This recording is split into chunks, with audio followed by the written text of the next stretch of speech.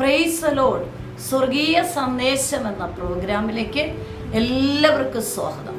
പ്രിയ ദൈവമക്കളെ, ഇന്നത്തെ എപ്പിസോഡിൽ ഞാൻ നിങ്ങളുമായി പങ്കുവയ്ക്കുന്ന വിഷയം, നിന്റെ പ്രാർത്ഥനയ്ക്ക് മറുപടിയുണ്ട്.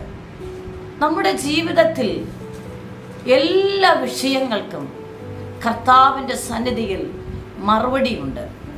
മറുപടിയില്ലാത്ത ഒരു വിഷയവുമില്ല. അതാണ് ലൂക്കോസ് വിശേഷം 18-ാം അധ്യായം 1-ാം വാക്യത്തിൽ കർത്താവായ യേശു തൻ്റെ ശിഷ്യന്മാരെ പ്രാർത്ഥനയെ പഠിപ്പിക്കുമ്പോൾ, പ്രാർത്ഥനയ്ക്ക് മടുപ്പുകൾ ഉണ്ടാകുന്ന സമയം മടുത്തുപോകാതെ പ്രാർത്ഥിക്കുവാൻ യേശു തൻ്റെ ശിഷ്യന്മാരെ ഉണർത്തുകയാണ്. മടുത്തുപോകാതെ പ്രാർത്ഥിക്കണം. എന്നെ കേൾക്കുന്ന ദൈവത്തിൻ്റെ മക്കളെ, നമ്മുടെ ജീവിതത്തിൻ്റെ മേഖലകളിൽ എല്ലാ വിഷയങ്ങൾക്കും പ്രാർത്ഥനയ്ക്ക് മറുപടിയുണ്ട്. പ്രാർത്ഥനയ്ക്ക് വിടുതലുണ്ട്. നമ്മൾ പ്രാർത്ഥിക്കുന്ന എല്ലാ വിഷയത്തിനും കർത്താവിൻ്റെ സന്നിധിയിൽ നിന്നും ഉറപ്പായിട്ടും നമുക്ക് വിടുതൽ ലഭിക്കും. ഒരൊറ്റ കാര്യം നമ്മൾ ചെയ്യണം, ജീവിതത്തിൽ നമ്മൾ മടുത്തു പോകരുത്. ഏതൊരു മടുപ്പും അത് നന്മയ്ക്ക് തടസ്സമാണ്. മടുപ്പില്ലാതെ നീ ആ വിഷയത്തിന് വേണ്ടി ഏകാഗ്രതയോടെ ഉത്സാഹത്തോടെ നീ പ്രാർത്ഥിക്കുന്നുവെങ്കിൽ, ഞാനും നിങ്ങളും പ്രതീക്ഷിക്കാത്ത സമയത്താണ് ആ വിഷയത്തിൻ്റെ മേൽ വിടുതൽ വെളിപ്പെടുന്നത്. നമ്മുടെ പ്രാർത്ഥനകൾക്ക് കർത്താവിൻ്റെ സന്നിധിയിൽ നിന്നും നമുക്ക് വിടുതലുണ്ട്, മറുപടിയുണ്ട്. സക്കറിയ പുരോഹിതനെ കുറിച്ച് നമുക്കറിയാം. എലിസബത്തിൻ്റെ ജീവിതത്തിൽ അവർക്ക് തലമുറയില്ലാതെ അവർ ഭാരപ്പെടുകയായിരുന്നു. ഒരു വചനഭാഗം ഞാൻ നിങ്ങളെ ഓർപ്പിക്കാം. ലൂക്കോസ് വിശേഷം 1-ാം അധ്യായം 13-ാമത്തെ വാക്യം. ഇന്നത്തെ സന്ദേശത്തിൽ ഞാൻ പ്രധാനമായി പറയാൻ ആഗ്രഹിക്കുന്നത്, നമ്മുടെ പ്രാർത്ഥനകൾക്ക് മറുപടിയുണ്ട്. ഈ ലൂക്കോസ് വിശേഷം 1-ന്റെ-13-ാം വാക്യത്തിൽ, നിന്റെ പ്രാർത്ഥനയ്ക്ക് ഉത്തരമായി നിന്റെ ഭാര്യ എലിസബത്ത് നിനക്കൊരു മകനെ പ്രസവിക്കും.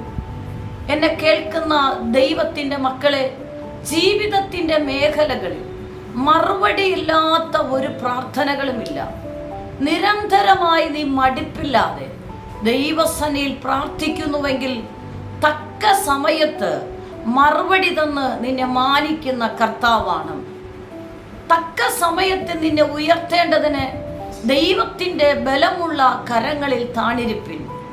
ഞാനിവിടെ വായിച്ച വചനഭാഗം നമുക്കെല്ലാവർക്കും അറിയാവുന്ന വചനഭാഗമാണ്. സക്കറിയ പുരോഹിതൻ കർത്താവിൻ്റെ വേലയിലായിരിക്കുമ്പോഴും സക്കറിയാവിനും എലിസബത്തിൻ്റെ ജീവിതത്തിൽ ഉണ്ടായിരുന്ന പ്രധാന കാരണമെന്ന് പറയുന്നത്, അവർക്ക് തലമുറയില്ല. പക്ഷെ അവരെ ഏൽപ്പിച്ച ദൗത്യത്തിൽ നിന്നും അവരൊരിക്കൽ പോലും പിന്മാറുന്നില്ല. തലമുറയില്ല എന്നുള്ള വിഷയത്തിൽ അവരൊത്തിരി വേദനപ്പെട്ടുവെങ്കിലും, ആ വേദനകളും ആ പ്രയാസങ്ങളും ആ നിരാശകളും അവരുടെ ശുശ്രൂഷയിൽ അവർ കൊണ്ടുവരുന്നില്ല. പല നിന്ദകൾ അവർ കേട്ടിട്ടുണ്ടായിരിക്കാം. പക്ഷെ ദൈവം ഏൽപ്പിച്ച ആ ശുശ്രൂഷകൾ നിറവടിയായിട്ട് സന്തോഷത്തോടെ അവർ ചെയ്യുകയായിരുന്നു. അതോടൊപ്പം ഈ ദൂതൻ വന്ന് സക്കറിയ പുരോഹിതനോട് പറയുന്ന വാക്ക്, നിന്റെ പ്രാർത്ഥനയ്ക്ക് മറുപടിയായി, നിന്റെ പ്രാർത്ഥനയ്ക്ക് ഉത്തരമുണ്ട്. അപ്പോൾ തലമുറയ്ക്ക് വേണ്ടി താൻ പ്രാർത്ഥിക്കുന്നുണ്ടായിരുന്നു. പക്ഷെ എങ്കിലും തങ്ങളെ ഏൽപ്പിച്ച ശുശ്രൂഷകൾ ഒരിക്കലും അവർ പിന്മാറിയില്ല. അതിൽ നിന്ന് ഒരിക്കലും അവർ നിരാശപ്പെട്ടില്ല. എന്നെ കേൾക്കുന്ന ദൈവത്തിൻ്റെ മക്കളെ, നമ്മൾ പ്രാർത്ഥിക്കുന്ന ഏതൊരു പ്രാർത്ഥനാ വിഷയങ്ങൾക്കും അല്പമൊന്ന് വൈകിയാൽ പോലും നമ്മൾ നിരാശപ്പെടേണ്ട കാര്യമില്ല, നമ്മൾ ഭാരപ്പെടേണ്ട കാര്യമില്ല. നമ്മൾ മടുത്തു പോകാതെ പ്രാർത്ഥിക്കുന്നുവെങ്കിൽ നമ്മൾ പോലും അത്ഭുതപ്പെടുന്ന രീതിയിൽ തക്ക സമയത്ത് നമ്മുടെ പ്രാർത്ഥനകൾക്ക് മറുപടി ലഭിക്കും. മറുപടിയില്ലാത്ത ഒരു വിഷയവുമില്ല. പ്രാർത്ഥിച്ചിട്ടും വിഷയത്തിനൊരു മറുപടി കാണുന്നില്ല എന്ന് പറഞ്ഞ് നിങ്ങളുടെ പ്രാർത്ഥന അനുഭവങ്ങളെ നിർത്തരുത്. നിങ്ങളെ എന്തുവാണ് ഈ ഭൂമിയിൽ ദൈവം ഏൽപ്പിച്ചിരിക്കുന്നത്? ഒരു ശുശ്രൂഷയാണോ? സഭയിൽ ഒരു വിശ്വാസി ആയിട്ടാണോ നിങ്ങളെ ഏൽപ്പിച്ചിരിക്കുന്നത്?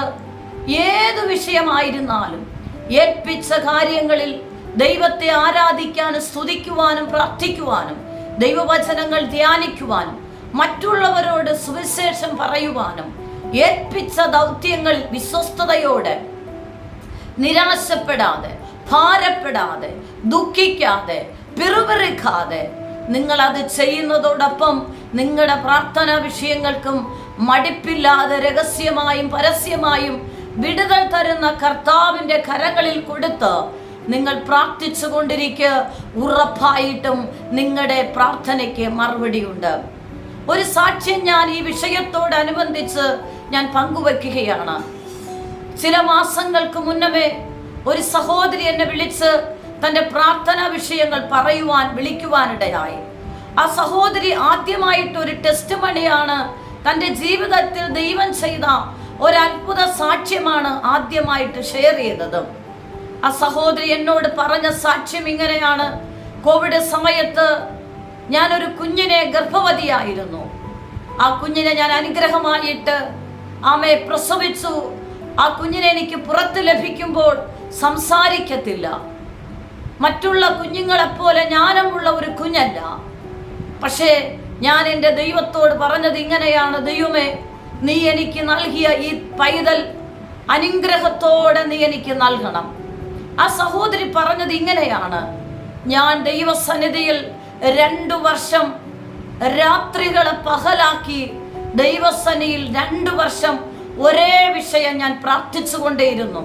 ഞാൻ ആ പ്രാർത്ഥനയിൽ മടുത്തുപോയില്ല. ഞാൻ ആ പ്രാർത്ഥനയിൽ നിരാശപ്പെട്ടില്ല. എൻ്റെ കുഞ്ഞിനെ എന്തുകൊണ്ടാണ് കർത്താവേ ഇങ്ങനെ സൃഷ്ടിച്ചത്? ആ സമയത്ത് ഞാൻ വളരെ ഭാരത്തോടെ ഇരിക്കുമ്പോഴാണ് എനിക്ക് ആ കുഞ്ഞിനെ ലഭിക്കുന്നത്. എന്തുവാണ് എൻ്റെ ജീവിതത്തിൽ ഇങ്ങനെ സംഭവിച്ചത്?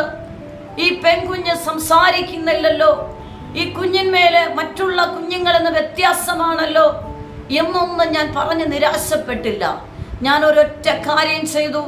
എനിക്ക് ഈ തലമുറയെ നൽകിയ കർത്താവ് ഈ കുഞ്ഞിന് ആരോഗ്യം കൊടുത്ത് സൗഖ്യം കൊടുത്ത് അനുഗ്രഹത്തോടെ നൽകുവാൻ ശക്തനാണ്. 2 വർഷം ഒരേ വിഷയം തലമുറയ്ക്ക് വേണ്ടി രാത്രിയുടെ യാമങ്ങളിൽ ആ സഹോദരി പ്രാർത്ഥിക്കുവാനിടയായി. റിസൾട്ട് എന്ന് പറയുന്നത് 2 വർഷം ഒരേ വിഷയം തലമുറയ്ക്ക് വേണ്ടി ദൈവത്തോടുകൂടെ മടിപ്പില്ലാതെ പ്രാർത്ഥിച്ചത് മുഖാന്തരം ദൈവത്തിന്റെ പരിശുദ്ധാത്മാവിന്റെ സാന്നിധ്യം ആ കുഞ്ഞിന്റെ ജീവിതത്തിലേക്ക് ഇറങ്ങി വന്നു. ഓരോ ദിവസങ്ങൾ കഴിയും തോറും കുഞ്ഞ് സംസാരിക്കാൻ തുടങ്ങി. അവിടെ ബുദ്ധികളിൽ സാധാരണ കുഞ്ഞുങ്ങളെ പോലെ ആ കുഞ്ഞ് ആക്റ്റീവാകാൻ തുടങ്ങി. അതേ പ്രിയ ദൈവമക്കളെ, പ്രാർത്ഥനയിൽ ഒരിക്കലും മടുപ്പുണ്ടാകരുത്. നിന്റെ പ്രാർത്ഥനയ്ക്ക് മറുപടിയുണ്ട്. ചില പ്രാർത്ഥനകൾ അല്പം വൈകിയാലും നീ ആ വിഷയം വിട്ടുകളയരുത്. മടുപ്പില്ലാതെ നീ ആ വിഷയത്തിന് വേണ്ടി പ്രാർത്ഥിക്കുന്നുവെങ്കിൽ തക്ക സമയത്ത് ഉയർത്തുന്ന ദൈവത്തിന്റെ കരങ്ങളിൽ നീ താണിരിക്കുന്നുവെങ്കിൽ, ആ വിഷയം തന്നെ നീ മടുപ്പില്ലാതെ പ്രാർത്ഥിക്കുന്നുവെങ്കിൽ, വിടിവിക്കാൻ ശക്തനായ ദൈവത്തിന്റെ പരിശുദ്ധാത്മാവിന്റെ സാന്നിധ്യം ആ വിഷയത്തിലേക്ക് നിഴലിട്ട് അത് ഇറങ്ങി വന്ന് അതിൽ മേലൊരു പരിവർത്തനം ഉണ്ടാകുവാനിടയാകും. നിന്റെ പ്രാർത്ഥനയ്ക്ക് മറുപടിയുണ്ട്. എലിസബത്തിനും സക്കറിയ പുരോഹിതനും കർത്താവിന്റെ വേലയിൽ അവർ വിശ്വസ്തയോടെ ചെയ്തുകൊണ്ടിരിക്കുമ്പോഴും തലമുറയുടെ വിഷയത്തിന് വേണ്ടി പ്രാർത്ഥിച്ചു കൊണ്ടിരുന്നു. അവരൊരിക്കലും ദൈവസന്നിധിയിൽ നിന്ന് പിൻവാങ്ങിപ്പോയതായിട്ട് തിരുവചനം പഠിപ്പിക്കുന്നില്ല. അന്നും ദൈവജനത്തിന് വേണ്ടി പ്രാർത്ഥിക്കുവാൻ ആലയത്തിൽ നിൽക്കുമ്പോഴാണ് താൻ നിൽക്കുന്ന അതിപരിശുദ്ധ സ്ഥലത്ത് ദൈവത്തിന്റെ ദൂതൻ വലതുഭാഗത്തിറങ്ങുന്നത്. ആമേൻ. എത്ര വളരെ അനുഗ്രഹമായിട്ടുള്ള വിഷയത്തിന്റെ മറുപടിയാണ്. ആ ദൂതൻ വന്നിട്ട് പറയുകയാണ്: സക്കറിയാവേ, ഭയപ്പെടേണ്ട, നിന്റെ പ്രാർത്ഥനയ്ക്ക് മറുപടിയുണ്ട്. നീ രഹസ്യവും പരസ്യമായ ദൈവസന്നിധിയിൽ പ്രാർത്ഥിക്കുന്ന വിഷയത്തിന്റെ മറുപടിയുടെ ചീട്ടുമായിട്ടാണ് ഞാൻ കടന്നു വന്നിരിക്കുന്നത്. പ്രിയ ദൈവമക്കളെ, മടുത്തു പോകേണ്ട, ഭാരപ്പെട്ടു പോകേണ്ട.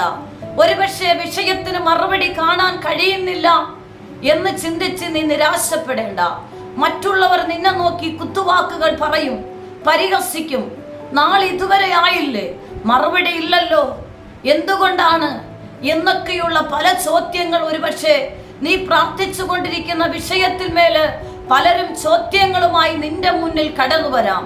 പക്ഷേ നീ ഒറ്റ കാര്യം ചെയ്യുക, ആ യേശുവിനോട് ചേർന്നിരിക്കുക.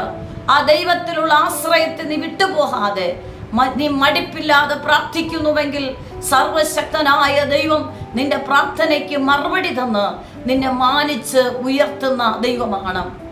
ഈ തിരുവചന ഭാഗം എന്നെ ശ്രദ്ധിക്കുന്ന ദൈവത്തിന്റെ മക്കളെ, ഭാരപ്പെടേണ്ട, നിന്റെ പ്രാർത്ഥനയ്ക്ക് മറുപടിയുണ്ട്.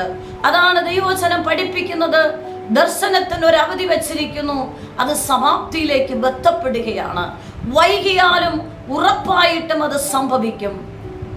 ഈ സന്ദേശം കേൾക്കുന്ന നിങ്ങളുടെ ജീവിതത്തിൽ വർഷങ്ങളായി നിങ്ങൾ ഒരു വിഷയം പ്രാർത്ഥിച്ചു കൊണ്ടിരുന്നിട്ടും മറുപടി ഇല്ലാതിരുന്നു ഭാരപ്പെടുന്നുണ്ടെങ്കിൽ പരിശുദ്ധാത്മാവ് പറയുന്നു, നീ ഭാരപ്പെടേണ്ട. ഈ വർഷം ആ പ്രാർത്ഥനയ്ക്ക് മറുപടി ലഭിക്കുകയാണ്. നിന്റെ ഏത് വിഷയമാകട്ടെ, സാമ്പത്തിക വിഷയമാകാം, തലമുറ വിഷയമാകാം, ജോലി വിഷയമാകാം, കുഞ്ഞുങ്ങളുടെ വിദ്യാഭ്യാസ വിഷയമാകാം, ഭർത്താവിന്റെ വിഷയമാകാം, നിനക്കൊരു തലമുറ ലഭിക്കേണ്ട വിഷയമാകാം, നീ വിദേശത്ത് പോകേണ്ട വിഷയമാകാം, ഏത് വിഷയമായിക്കൊള്ളട്ടെ, നീ മടുപ്പില്ലാതെ പ്രാർത്ഥിച്ചു കൊണ്ടിരിക്കുക. കർത്താവ് നിനക്ക് വേണ്ടി തക്ക സമയത്ത് നിന്റെ പ്രാർത്ഥനയ്ക്ക് മറുപടി തന്ന് മാനിക്കുന്ന ദൈവമാണ്. നമ്മുടെ ജീവിതത്തിൽ മടുപ്പ് വരരുത്. പരിശുദ്ധാത്മാവോട് ചേർന്നിരിക്കുക, വചനത്തോട് നീ ചേർന്നിരിക്കുക, കർത്താവിനോട് നീ ചേർന്നിരിക്കുക. ദൈവത്തിന്റെ ആത്മാവ് നമ്മെ അത്ഭുതകരമായി വഴി നടത്തും. നിരാശപ്പെടേണ്ട, ഭാരപ്പെടേണ്ട. എന്നെ കേൾക്കുന്ന ദൈവത്തിന്റെ ജനമേ, നിങ്ങളായിരിക്കുന്ന ഇടത്ത് ഈ സന്ദേശം കേൾക്കുമ്പോൾ നിങ്ങൾ ഒറ്റ കാര്യം ചെയ്യുക, വിശ്വസിക്കുക. മടുപ്പില്ലാതെ പ്രാർത്ഥിക്കാമെന്നൊരു തീരുമാനമെടുക്കുക. ഈ സന്ദേശം കേൾക്കുന്ന നിങ്ങൾ ആരെങ്കിലും കർത്താവായ യേശുവിനെ സ്വന്തം രക്ഷകനും രക്ഷിതാവുമായി നിങ്ങൾ സ്വീകരിച്ചിട്ടില്ലെങ്കിൽ, കർത്താവായ യേശു ക്രിസ്തുവിനെ നിങ്ങൾ സ്വന്തം രക്ഷകനും രക്ഷിതാവുമായി സ്വീകരിച്ച് നിങ്ങളുടെ ഹൃദയത്തിൽ വിശ്വസിച്ച് നിങ്ങളുടെ പ്രാർത്ഥനകൾ ആ കർത്താവിൽ സമർപ്പിച്ച് ആശ്രയിച്ച് നിങ്ങൾ പ്രാർത്ഥിക്കുക. തക്ക സമയത്ത് നിങ്ങളുടെ പ്രാർത്ഥനകൾക്ക് മറുപടി ലഭിക്കും. നിരാശപ്പെടേണ്ട, ഭാരപ്പെടേണ്ട, ദുഃഖിക്കേണ്ട. പരിഹാസങ്ങളും പ്രതികൂലങ്ങളും ഉണ്ടെങ്കിലും നിങ്ങൾ ആ വിഷയത്തെ നിരാശപ്പെടേണ്ട. മടുപ്പില്ലാതെ പ്രാർത്ഥിക്കാൻ ഒരു തീരുമാനമെടുക്കുക. വർഷങ്ങൾ നീണ്ടുപോയാലും ആ വിഷയം ഞാൻ ദൈവസന്നിധി ദൃഢനിശ്ചയത്തോടെ ഞാൻ പ്രാർത്ഥിക്കും എന്നൊരു തീരുമാനമെടുത്ത് ഈ സന്ദേശം കേൾക്കുമ്പോൾ നിങ്ങൾ പ്രാർത്ഥിക്കുക. തീർച്ചയായിട്ടും സ്വർഗത്തിലെ ദൈവം നിങ്ങളുടെ പ്രാർത്ഥനയ്ക്ക് മറുപടി നൽകും. ഈ സന്ദേശം കേട്ട് നിങ്ങളെ തന്നെ സമർപ്പിക്കുന്നവർക്കായി ഞാൻ ഒരു നിമിഷം പ്രാർത്ഥിക്കുന്നു. നിങ്ങളായിരിക്കുന്ന ഇടത്ത് കണ്ണുകൾ അടയ്ക്കുക. ഒരു നിമിഷം ഞാൻ നിങ്ങൾക്ക് വേണ്ടി പ്രാർത്ഥിക്കാം. പരിശുദ്ധ കർത്താവേ, ഈ സന്ദേശം കേൾക്കുന്ന ദൈവജനത്തിനായി പ്രാർത്ഥിക്കുന്നു. നാളിതുവരെ പ്രാർത്ഥിച്ചിട്ടും ഇവരുടെ പ്രാർത്ഥനകൾക്ക് മറുപടിയില്ലാതെ തടയപ്പെട്ട് കിടക്കുന്നുവെങ്കിൽ അത് യേശുവിന്റെ നാമത്തിൽ ആ വിഷയം തുറന്നു വരാൻ പ്രാർത്ഥിക്കുന്നു. ഏത് വിഷയമായിക്കൊള്ളട്ടെ, രഹസ്യവും പരസ്യമായി ദൈവസന്നിധി തേങ്ങലടിച്ച് കരയുന്ന വിഷയങ്ങളുടെ നടുവിൽ സ്വർഗത്തിലെ ദൈവം മറുപടി കൊടുത്ത് ഈ ജനത്തെ മാനിക്കണം, അനുഗ്രഹിക്കണം. ഈ മാസം അവരുടെ വിഷയങ്ങൾക്ക് മറുപടി വരട്ടെ, ദൈവപ്രവൃത്തി അവരിൽ വെളിപ്പെടട്ടെ.